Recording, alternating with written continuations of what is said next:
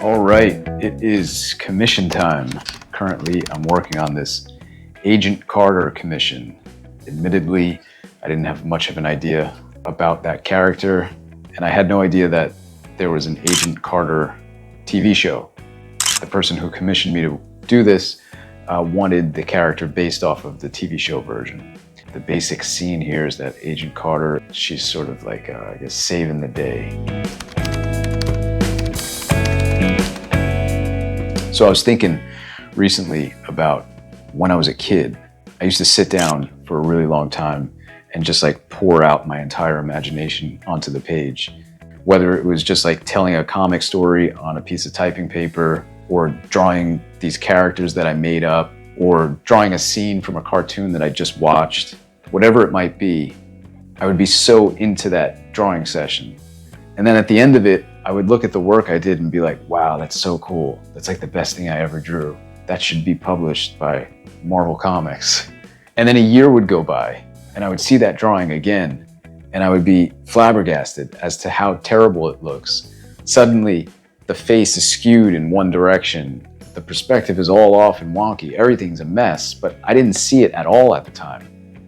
And then I would get a little bit older and I would draw a bunch of stuff and think it looks really cool. And then maybe not a year this time, but like 6 months might go by and I'd come across those drawings again and the same thing would happen. I go, oh my God, how did I not notice that the eyes were all messed up? And I would remember what I thought it looked like at the moment when I was drawing it. And again, be so sort of like, feel so like exposed. All my weaknesses and mistakes were there on the page and I totally didn't see it when I was drawing it. And then I would develop my skills a little bit more, get a little bit older. And then instead of a year, instead of 6 months, maybe 3 months would go by. And I would look at those older drawings. And again, that same cringe feeling would set in. And this would go on for years. You might be able to relate to this. I think we all can. Looking at old work can be very cringeworthy sometimes. And here's the thing. The same exact thing still happens to me. I still may look at something, notice the mistake, and go, oh my God, what was I thinking? The only difference is that the time in between me creating the thing and noticing the mistakes keeps getting shorter and shorter and smaller, less and less time. So the kind of ironic thing is that the more I draw, the longer I go doing this whole thing, making art, telling stories, drawing, the more I actually erase while I'm working. Drawing this piece, I've been erasing like crazy, but I'm not afraid to erase. I actually look at all that erasing as a really good indication of the improvement that I've made all these years. Because instead of having to wait a year or 6 months to notice the mistakes that I'm making, I'm catching them in real time. And so as artists, it's kind of hard. It's actually really hard to track your own progress. Art inherently is very subjective. And then it being the art that you're making yourself, you're just so close to it, it's even more subjective. It's very, very difficult to sort of gauge your own progress. But the more you make art and the more you start to catch mistakes and look at your work critically, the stronger your ability to catch those mistakes in real time will become. So I think the inclination is that the longer you draw, the better you get, the less you'll sort of need to erase at all. And I can't speak for anyone but myself, but I feel like the opposite is true. I erase more now than I ever have. And I think largely that's because I'm catching the mistakes as they're happening. So I think a real mark of improvement for an artist is shortening that length of time in between the drawing you make and catching the mistakes that you're making.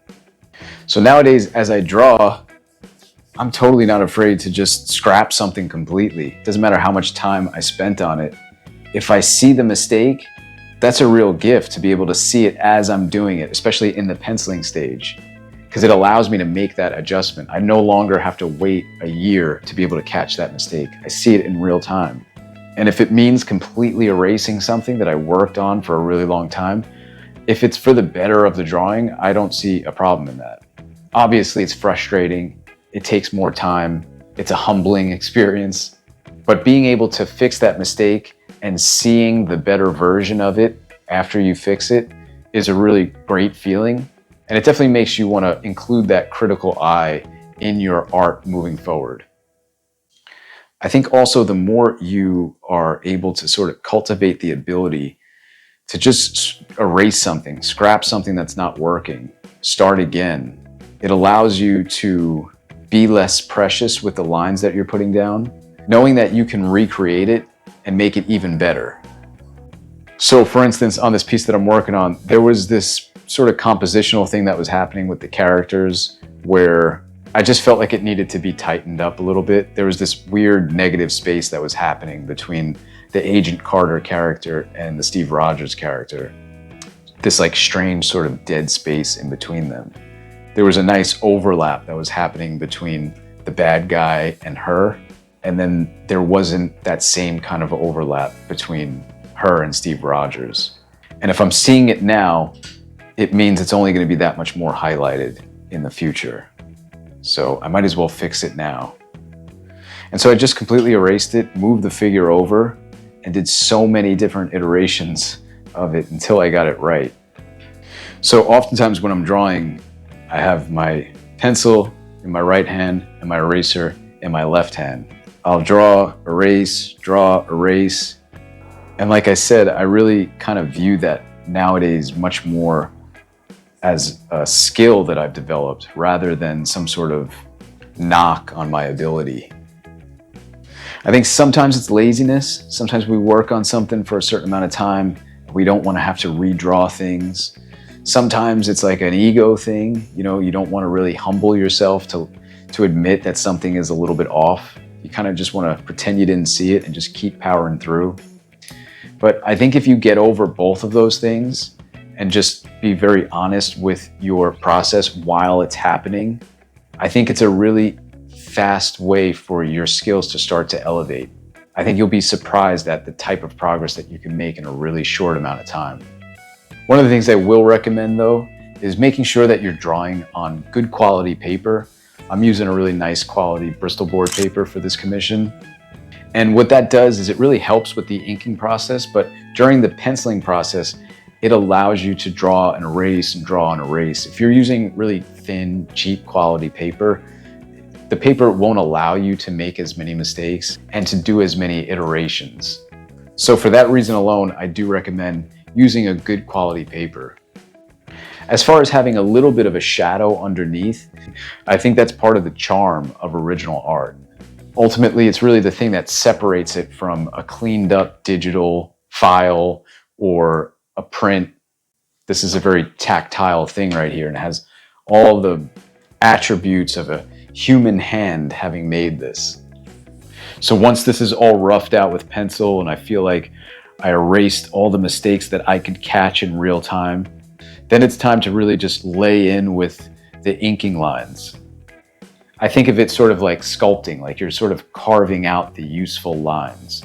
Everything else just gets erased. So yeah, this was just a thought I've been having lately as I draw, noticing just how much I erase. And I just want to kind of share that with you. Maybe you are noticing that with yourself as well. Maybe you're noticing that you're catching those mistakes in more and more real time. As you get better, you notice yourself actually erasing more. Or maybe you're at that stage that I spoke about when I was a bit younger, and it would take me 6 months to a year to really catch all the mistakes. Either way, I hope some of this rambling about me using an eraser is maybe helpful, whether it's validating or something that you haven't thought of at all.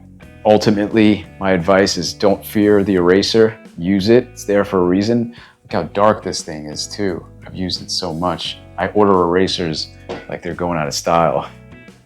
Oh, and since this is sort of just like a free form video, I'm just sort of rambling here as I work on this commission. Speaking of, here's the sketch for this commission.